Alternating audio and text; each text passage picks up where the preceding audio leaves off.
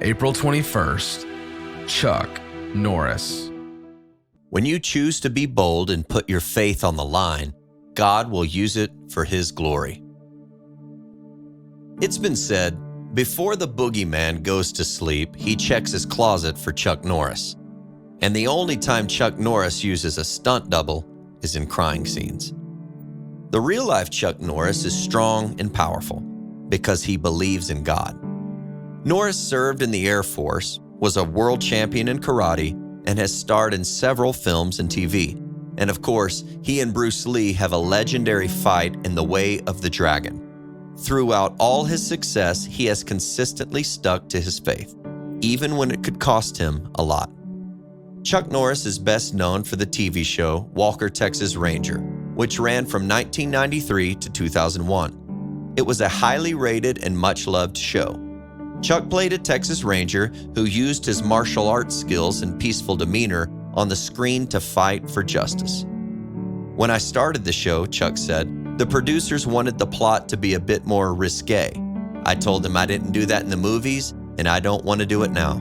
Let's just keep the show family-friendly. Chuck took a risk, and it paid off.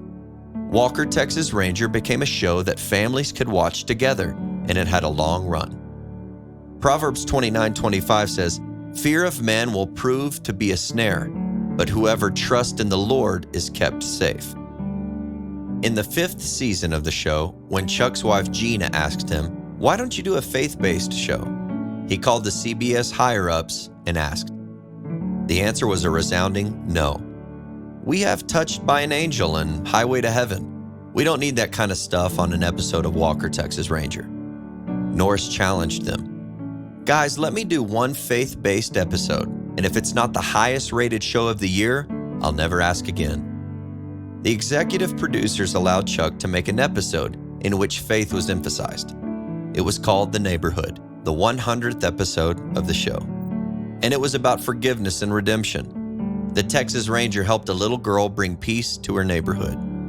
As Chuck predicted, it turned out to be the highest-rated show of their year.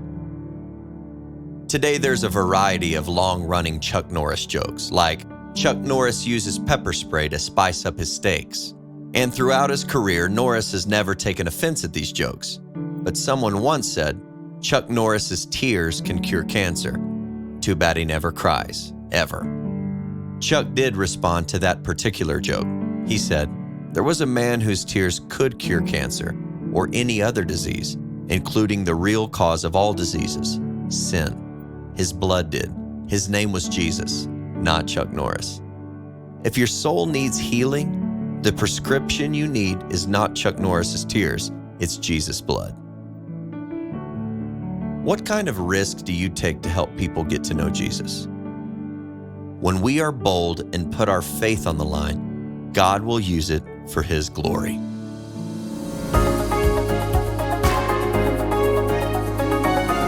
Hello friends, this is Pastor Adam Della Vega, Senior Pastor of Port City Church in Wilmington, California. And today is April 21st, and today's testimony is about Chuck Norris. What a life, and what a man. And I'd be remiss to say that my mother would be very upset if I did not take the time to talk about Chuck Norris today. So anyway, that being said, I love his tenacity. I love the fact that as much as we may know him as a tough guy, as a warrior, as a good man and things like that, that he was a man who took risks, not just because he could, but he took risks for Jesus, and that he stood against those that would tell him otherwise, especially when it came to the things of God. And I just am challenged by that, and I'm sure that you are as well, is it causes me to think, what kind of risks am I taking right now? What's holding me back from taking risks? It's been said that if you're not taking risks, then you're probably not going to see much being done. Well, that could be a dangerous kind of way to live your life, but not when it comes to serving God.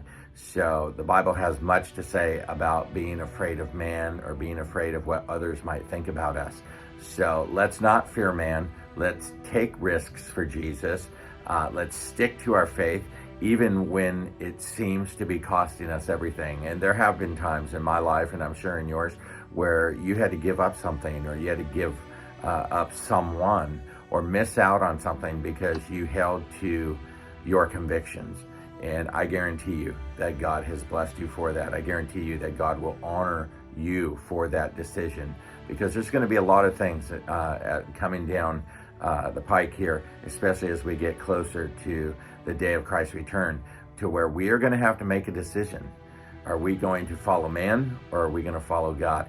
And I want to encourage you to follow God. So let's be bold. Let's put our faith out there on the line. And as the story says, God will use it for his glory. Amen.